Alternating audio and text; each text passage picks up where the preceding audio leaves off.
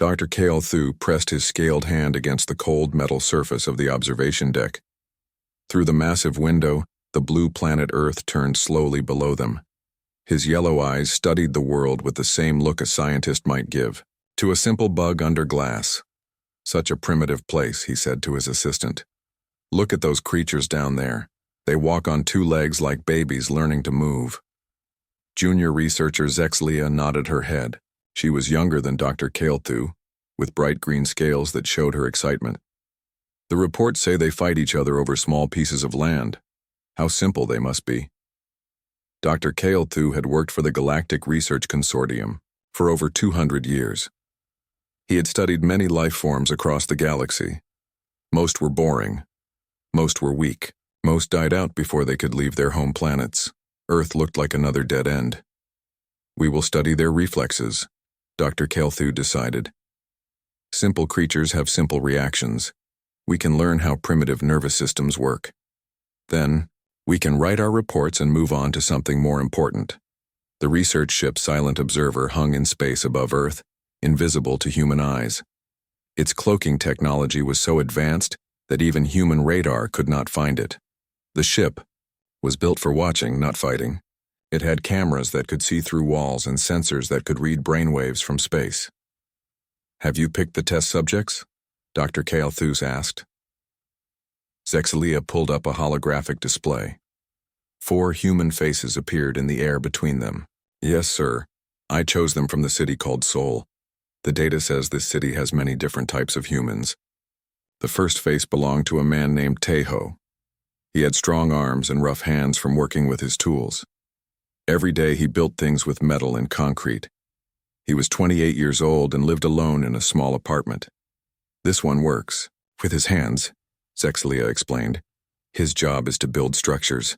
We can test how he reacts to falling objects and physical dangers."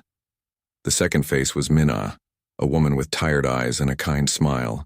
She was studying to become a doctor. She spent her days learning about the human body and helping sick people. She was 25 years old and very smart. "This female studies healing," Zexlia said. "We can test how she reacts to medical emergencies and stress." The third face belonged to Dongwu, a thin young man with quick eyes. He spent most of his time playing computer games. His fingers moved very fast on keyboards and he could see patterns on screens that others missed. He was 22 years old and famous in the gaming world. "This one plays digital games for money," Zexlia continued. "We can test his hand-eye coordination and reaction speed." The last face was Heejin, a woman with strong muscles and confident eyes. She taught martial arts to children and adults. Her body moved like flowing water when she fought. She had trained in combat for 15 years and was 30 years old. "This female teaches fighting techniques," Zexlia finished. "We can test her combat reflexes and physical responses." Dr. Kale Thu studied each face carefully. They looked so ordinary, so weak. Their skin was soft, not covered in protective scales like his people. Their eyes were small and could probably only see a few colors. Their bodies looked fragile, like they might break if touched too hard. "Perfect," he said. "These specimens will show us everything we need to know about human reflexes. Start with simple tests. We do not want to damage them before we finish our research." The ship's computer began to scan the 4 humans. It watched them through walls and recorded everything they did. Taeho was at his job site, lifting heavy metal beams. Minna was in a hospital, studying books about surgery. Dongwu was at home playing a fast-moving game on his computer. Hae-jin was in her training room, teaching students how to punch and kick. "Begin the first reflex tests," Dr. Kale Thu ordered. The ship's systems activated. Invisible energy beams reached down to Earth. They could make sounds that only the test subjects would hear. They could create smells and feelings that seemed real but were not there. They could even make the humans see things that did not exist. The first test was simple. While Taeho worked on a tall building, the aliens made him hear the sound of something falling. They wanted to see how long it would take him to look up and react. The sound reached Taeho's ears. Without thinking, he stepped to the side and looked up. The movement was smooth and fast. His body had moved before his mind could even understand what was happening. "Interesting," Dr. Kale Thu said. "He moved in 0.3 seconds. That is faster than we expected. The next test was for Minna. While she studied in the hospital library, the aliens made her smell smoke. They wanted to see if she would panic or stay calm. Minna's nose picked up the scent. Her head lifted from her book. Her eyes quickly looked around the room. She did not panic. Instead, she calmly checked for the source of the smell and made sure everyone around her was safe. She stayed calm under stress. Zexalia noted, most primitive creatures panic when they sense danger. For Dongwu, the test was about speed. While he played his computer game, the aliens made the game run faster than normal. They wanted to see if his hands could keep up with the increased speed. Dongwu's fingers began moving faster across his keyboard. His eyes tracked multiple things on the screen at once. Even when the game became impossibly fast, his hands kept up. He seemed to know what would happen next before it appeared on the screen. His reaction time is 0.15 seconds, Dr. Kael'thu said with surprise. That should not be possible for a biological creature. The final test was for Hye-jin. While she taught her class, the aliens created the illusion of an attacker coming from behind her. They wanted to see her fighting reflexes. Hye-jin was showing a student how to block a punch when her body suddenly tensed. She spun around, her hands moving into a defensive position. There was nothing there, but her body had sensed danger that did not exist. She detected a threat that was not real. Zexalia said quietly.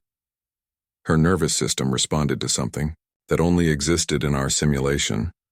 Dr. Kael'thu stared at the data. The numbers did not make sense. These humans were supposed to be slow and dumb.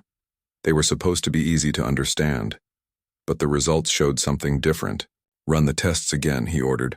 There must be an error in our equipment. They ran the same tests 3 more times. Each time the results were the same. The humans reacted faster than expected. They stayed calm when they should have panicked. They sensed things that should have been impossible to detect.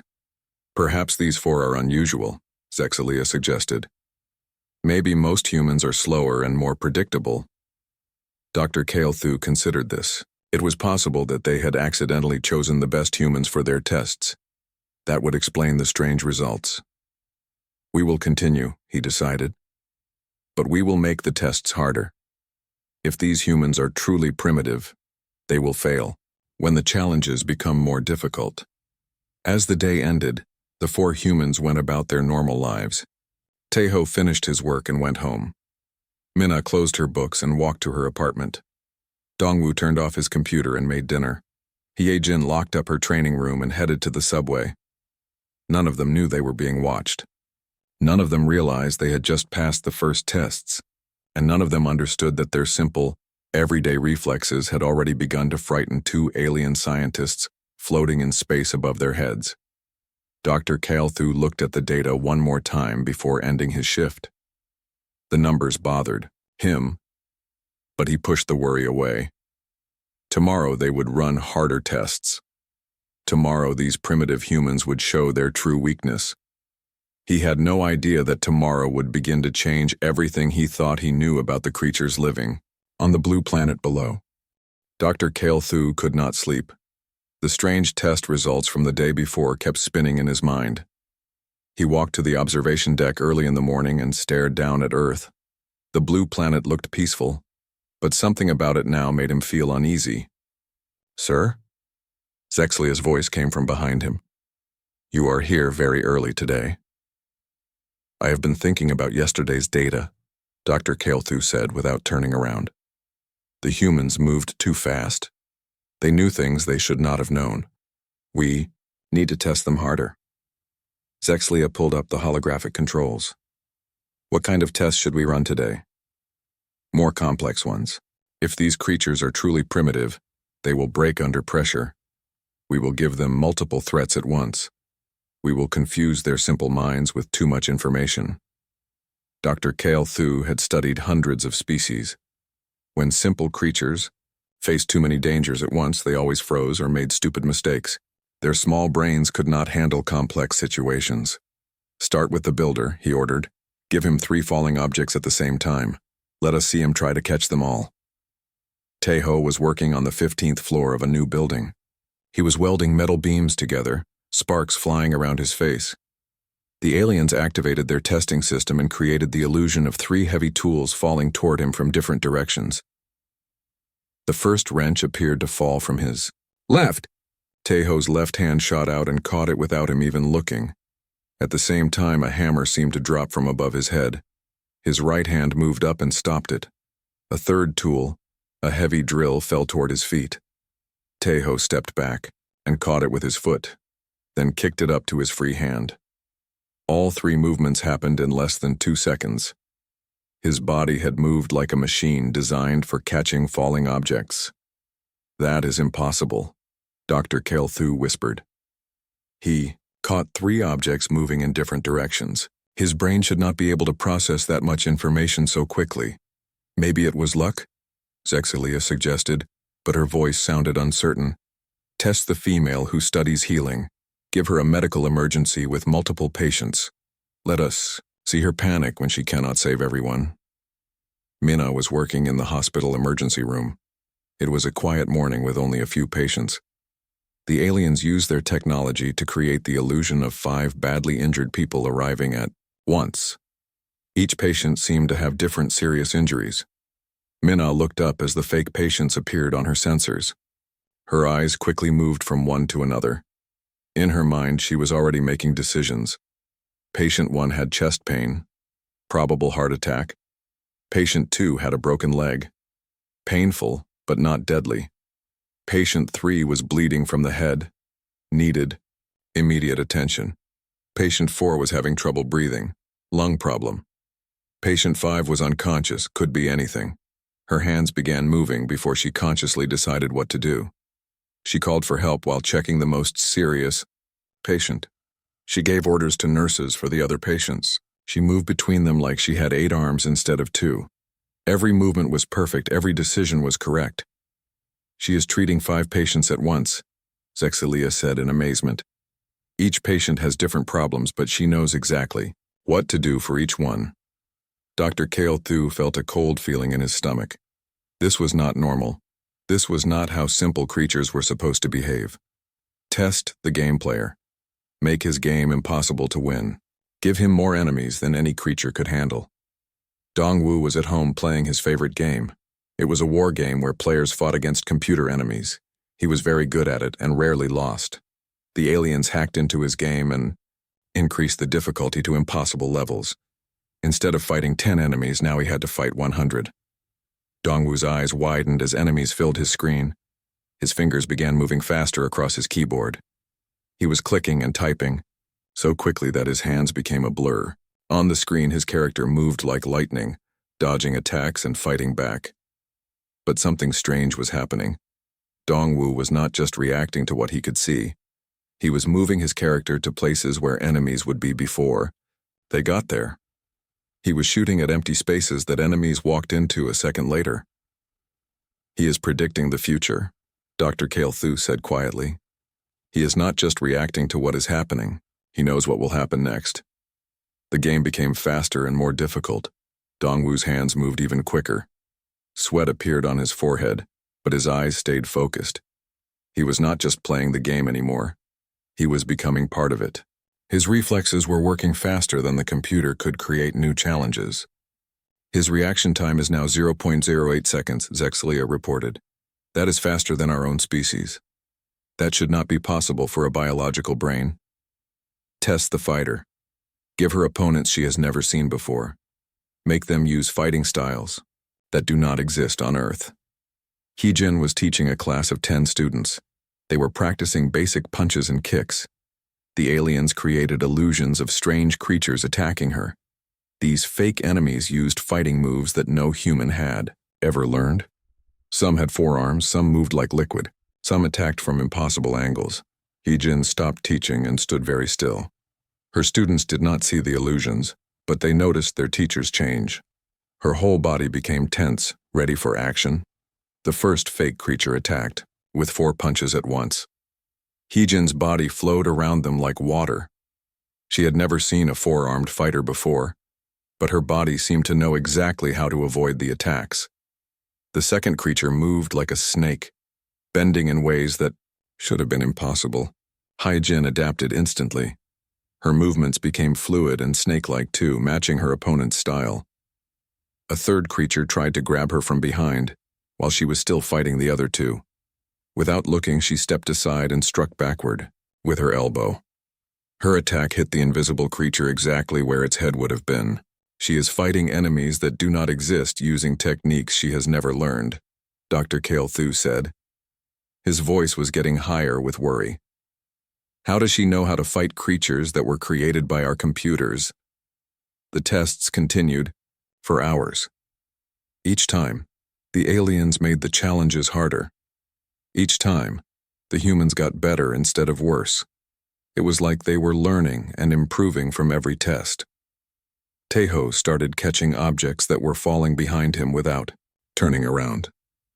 Mina began treating patients for diseases she had never studied. Dongwu started winning games that were designed to be impossible. Hye-Jin began fighting in styles that did not exist in any human martial art. This is wrong, Zexalia said. These creatures should have failed by now. They should be confused and making mistakes. Instead, they are getting stronger. Dr. Kale-Thu stared at the data streaming across his screens. Every number was wrong. Every result was impossible. These humans were not behaving like any life form he had ever studied. Perhaps we made an error in choosing our test subjects, he said slowly. Perhaps these four are not normal humans. Perhaps they are some kind of special soldiers or enhanced beings. Should we choose different subjects? Zexalia asked. Dr. Kale-Thu thought about this.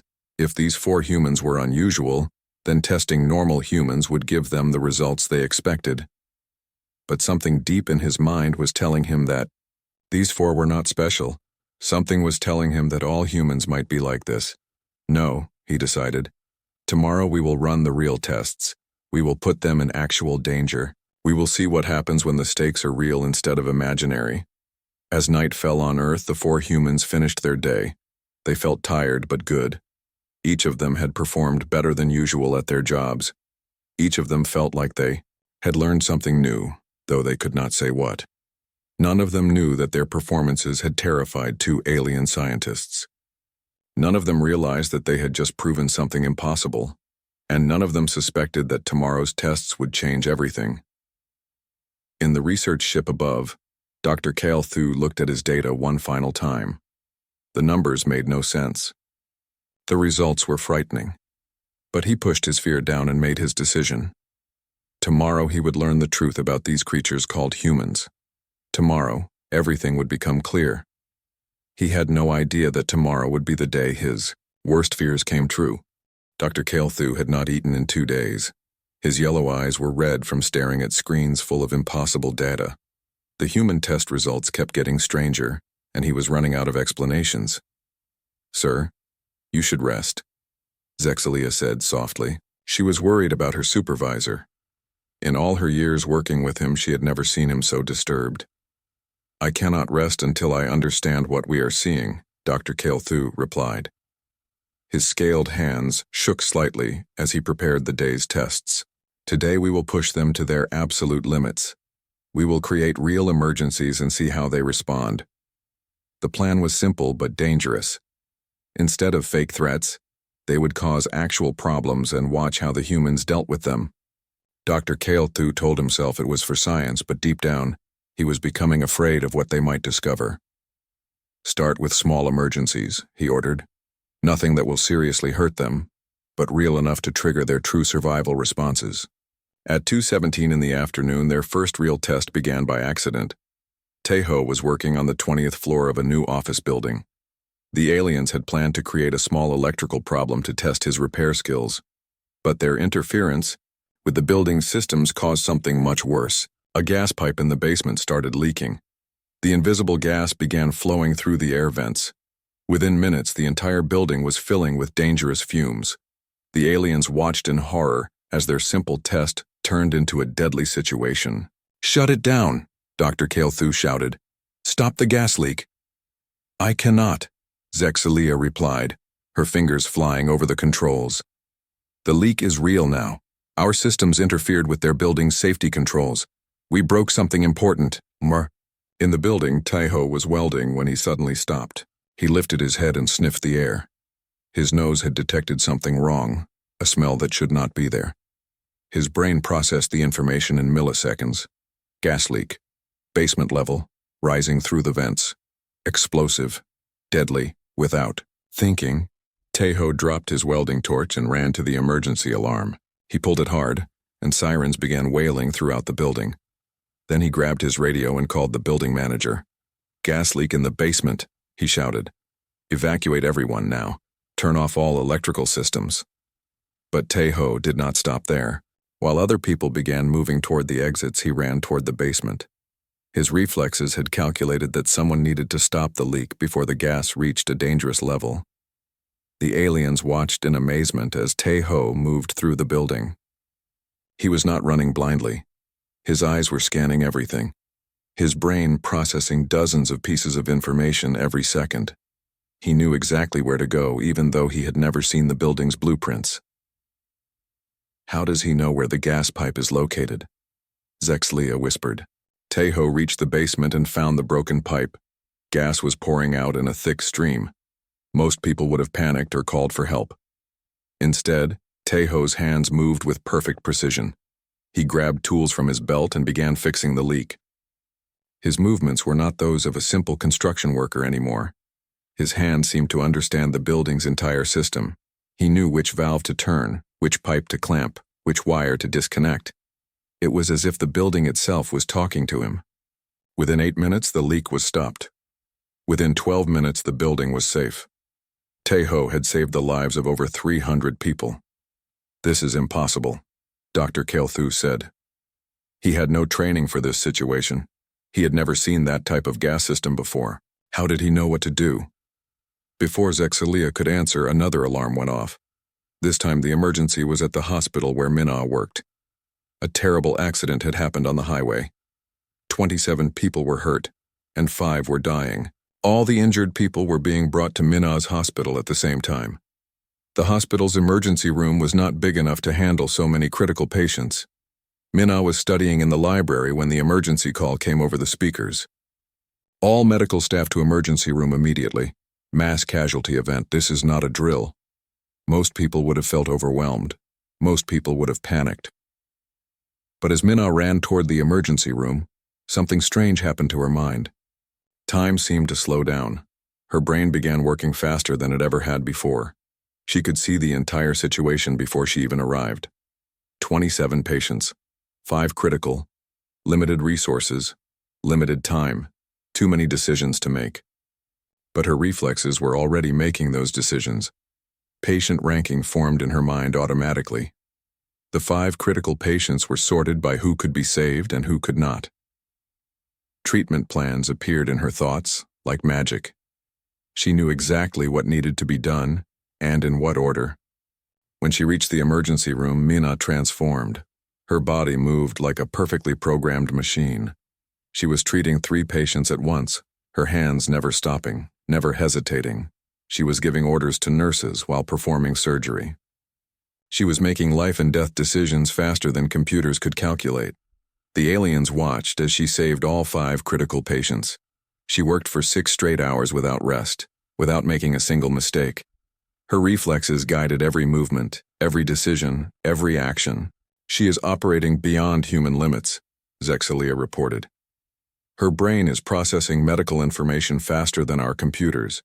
She is seeing patterns that should take years of experience to recognize." At the same time, across the city, Dongwu was having his own impossible moment. He was competing in the biggest gaming tournament of the year. The best players from around the world had come to Seoul to compete. Dongwu was playing against Jinho, the defending world champion. But during the final match, something extraordinary happened. The game became more than just a game for Dongwu. His reflexes reached a level that should not have been possible for human biology. His hands moved faster than the eye could follow. He was not just playing the game anymore. He was becoming the game. Every pixel on the screen, every sound effect, every tiny detail was being processed by his reflexes simultaneously. The audience watched in silence as Dongwu performed moves that looked like magic. He was predicting his opponent's strategies 10 moves ahead. He was reacting to attacks before they were even launched. His character moved across the screen like it was alive and thinking for itself. Jin Ho, the world champion, could only stare as Dongwu destroyed him completely. The match that should have taken an hour was over in 12 minutes. He is not playing the game, one judge whispered to another. The game is playing through him. Meanwhile, Hye Jin was teaching her evening class when something unexpected happened. 5 men entered her training room. They were not there to learn martial arts.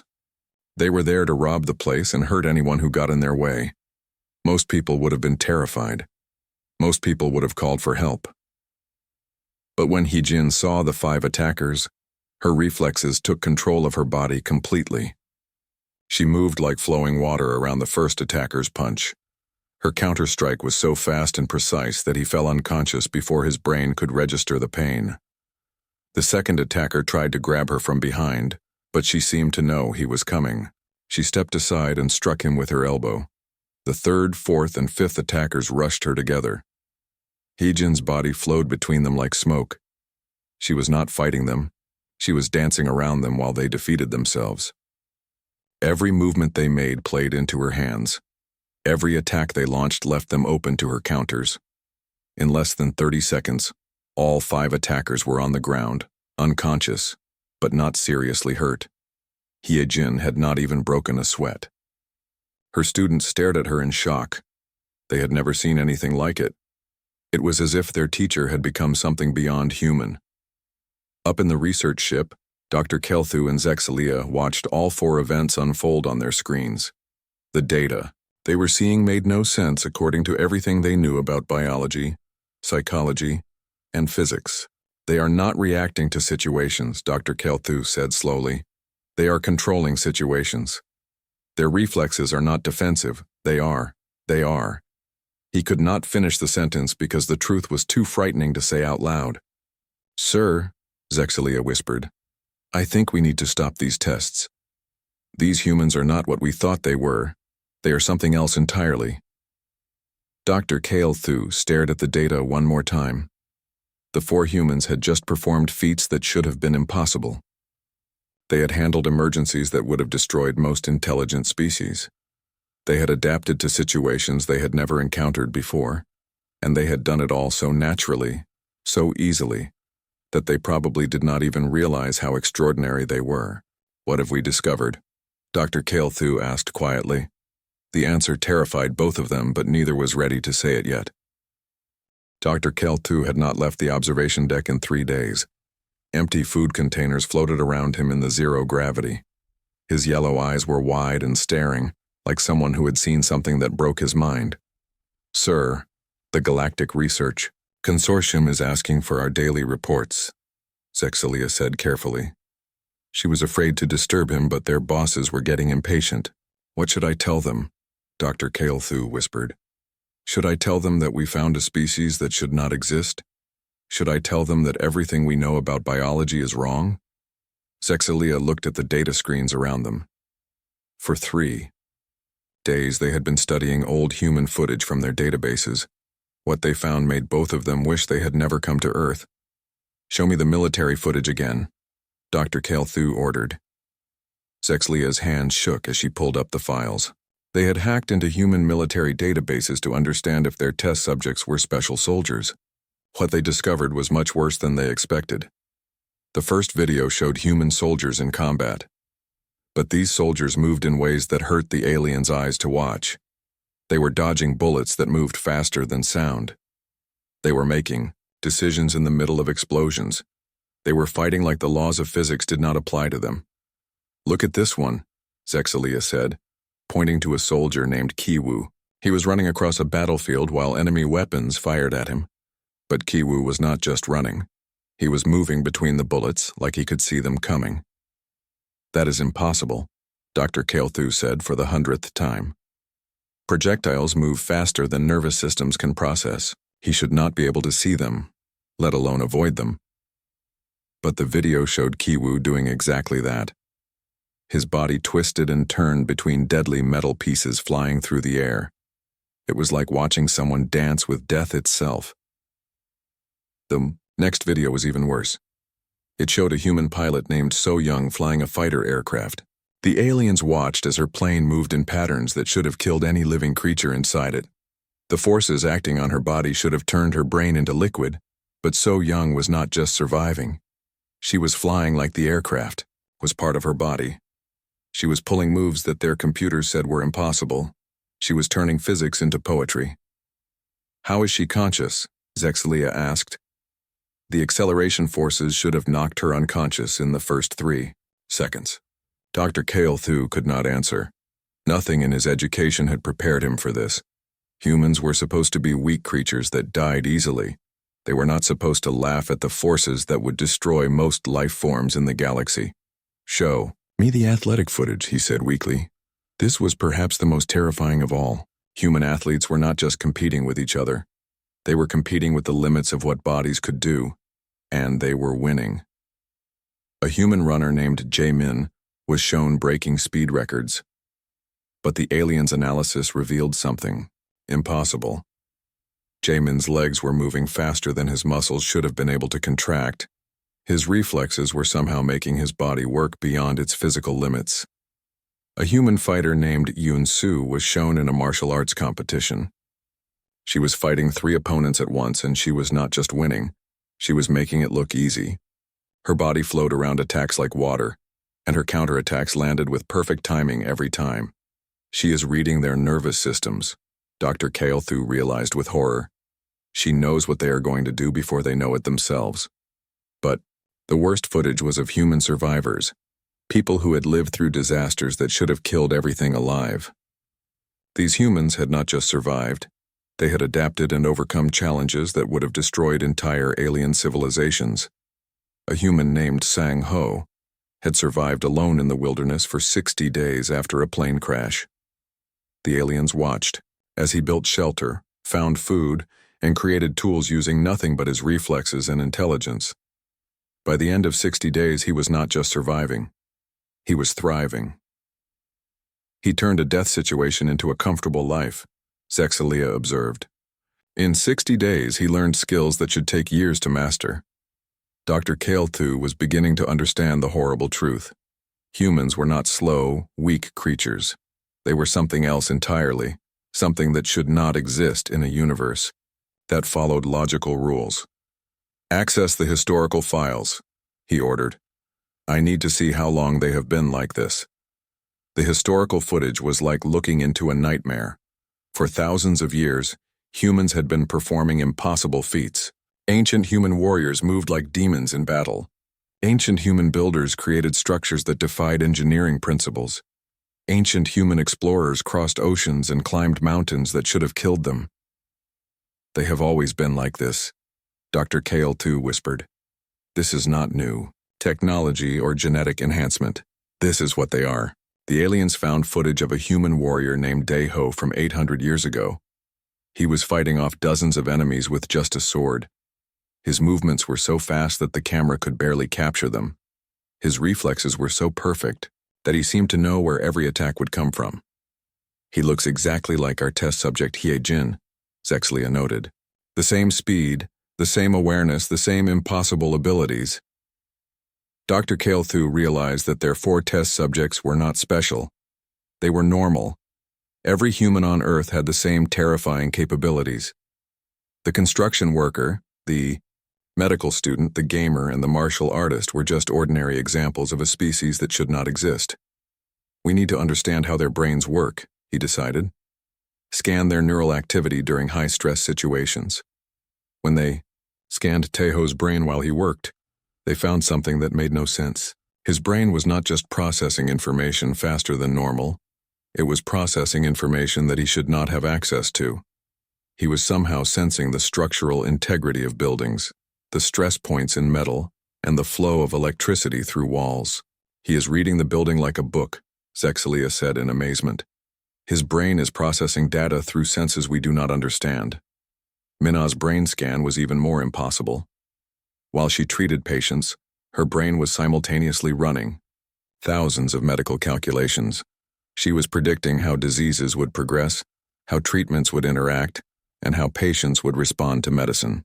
Her brain was working like a medical computer that knew everything about human biology. She is not just treating current symptoms, Dr. Kael'thu observed. She is treating diseases that have not developed yet.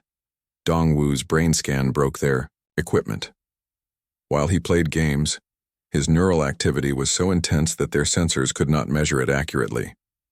His brain was processing visual information faster than their computers could track.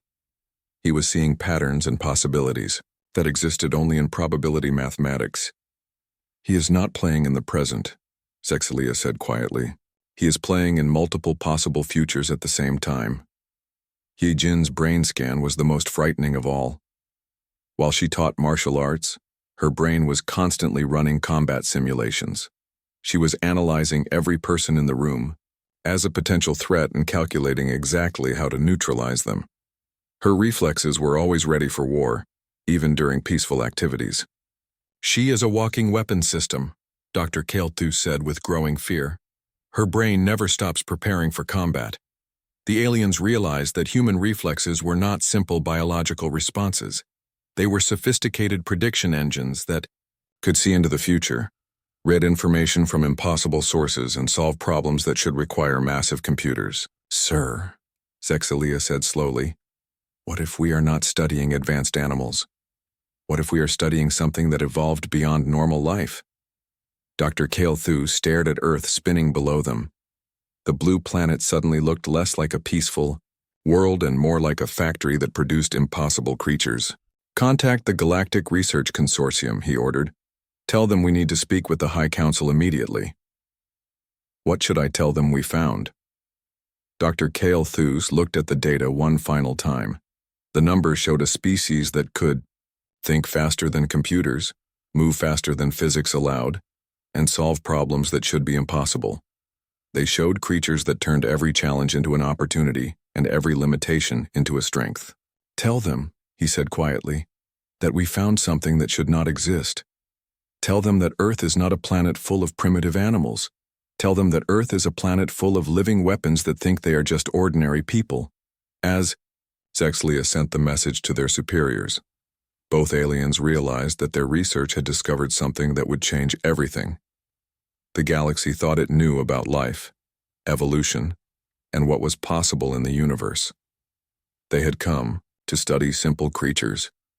Instead, they had found something that made them question everything they believed about reality itself.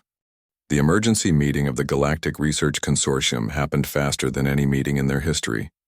Representatives from 47 different species appeared on holographic displays around Dr. Kael'thu. Each face showed the same expression: fear. Explain your report, demanded High Counselor Velthera, the leader of the consortium. Her voice was sharp with worry. You claim that humans are impossible creatures. That is a very strong statement.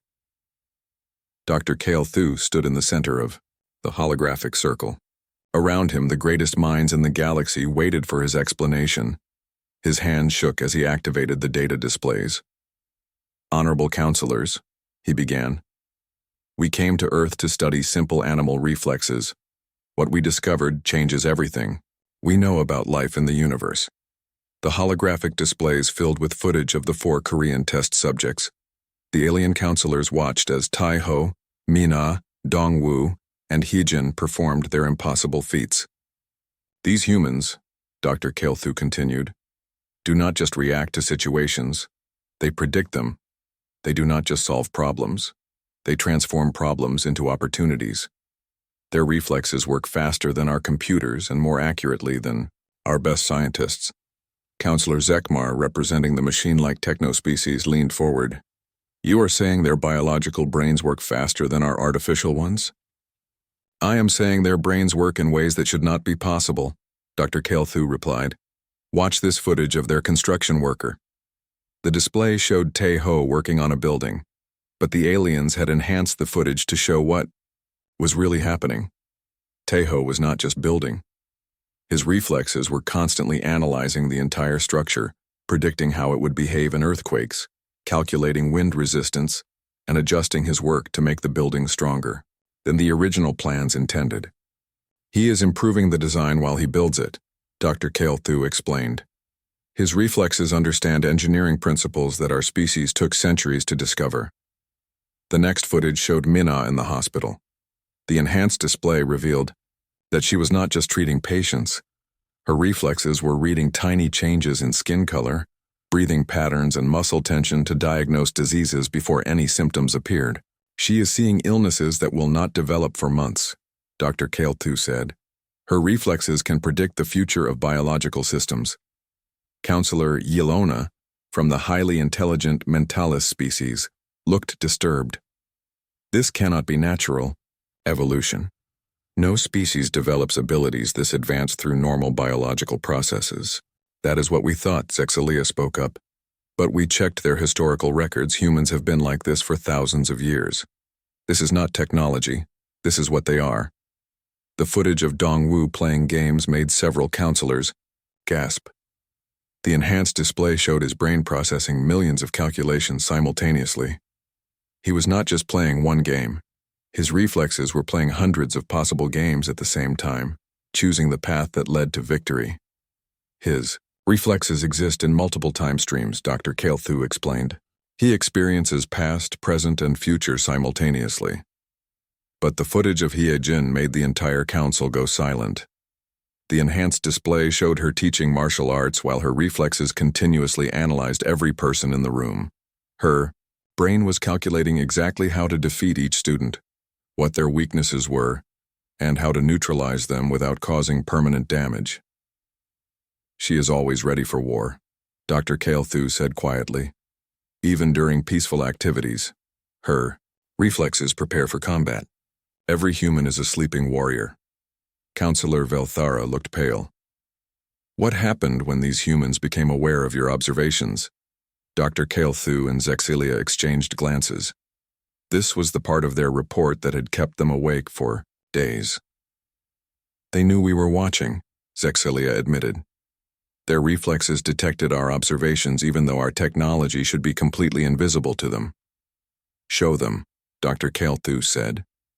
The display changed to show recent footage. Taeho was looking directly up at their cloaked ship, even though it should have been impossible for him to see. Minna was making subtle hand gestures that matched alien diplomatic signals she should never have learned. Dongwu was playing games that displayed messages clearly meant for alien observers. Hye-jin was performing martial arts moves that perfectly countered alien fighting techniques. They are communicating with us, Dr. Kael'tu said. They know we are here, they know we have been testing them, and they are sending us messages. What kind of messages? Counselor Velthara asked. Watch carefully, Zexalia said, highlighting Taeho's construction work. He is building something that looks like a normal office building, but the design contains mathematical formulas that describe faster-than-light travel. The counselors stared as the building's structure revealed advanced physics equations built into its framework. Minna has been treating patients with techniques that cure diseases we thought were incurable, Dr. Kael'tu continued. She is showing us medical knowledge that is centuries ahead of our own. Dongwu has been sending us computer code through his games, Zexalia added. Code that could revolutionize our technology. And Hye-jin has been demonstrating fighting techniques that could defeat our best warriors, Dr. Kael'tu finished.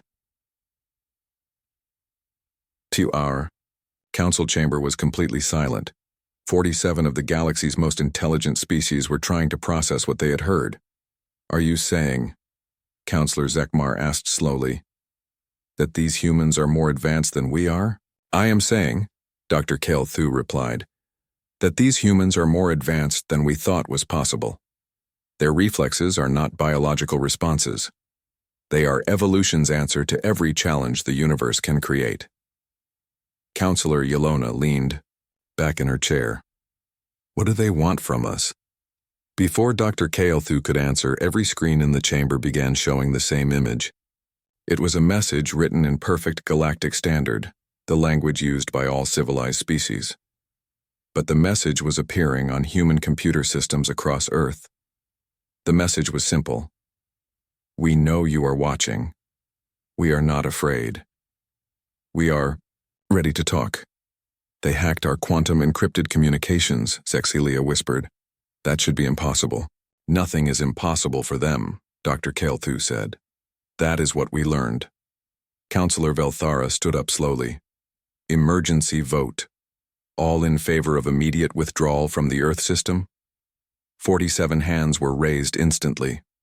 Emergency. Vote. All in favor of declaring Earth a protected zone that no species should approach? 47 hands were raised again. Emergency vote. All in favor of sending a galaxy-wide warning about human capabilities? This time, 46 hands were raised. Only Counselor Velthara kept her hand down. Why do you not vote for the warning? Counselor Zekmar asked. Because, she said quietly, I do not think warnings will matter. If humans are what this report claims, then warning the galaxy will only make them think we see humans as a threat, and making enemies of creatures who can do impossible things seems like a very bad idea. Down on Earth, the 4 test subjects felt a strange lightness in their minds. The constant feeling of being watched had disappeared. Teho looked up at the sky and smiled. Min-Ah felt a sense of completion in her work. Dongwu noticed that his games felt normal again. Heejin relaxed for the first time in weeks. None of them knew that their ordinary human reflexes had just terrified the most advanced civilizations in the galaxy. None of them realized that they had proven something impossible about the nature of life and evolution. They simply continued with their daily lives, their reflexes quietly preparing for whatever challenge would come next. In space, the research ship Silent Observer began its journey away from Earth. Dr. Kaelthu wrote his final report as they left. Humans are not advanced animals. They are not primitive creatures with simple reflexes. They are something that should not exist according to every law of biology and physics we understand. Their reflexes are not biological responses. They are evolution's final answer to survival. We came to study them, but they studied us instead. We tried to test their limits, but they have no limits. We thought we were the advanced species, but we were wrong. Earth is not a planet of primitive creatures. Earth is a planet of impossible beings who think they are ordinary. The galaxy should fear them not because they are warlike, but because they are what life becomes when it refuses to accept any limitations at all. The ship disappeared into hyperspace, carrying its terrified crew away from Earth. Behind them, the blue planet continued turning peacefully in space, home to creatures who had just redefined what was possible in the universe. And in Sol, 4. Ordinary humans went about their ordinary lives, never knowing that their simple reflexes had changed everything. The galaxy thought it knew about life, evolution, and the boundaries of what living creatures could achieve.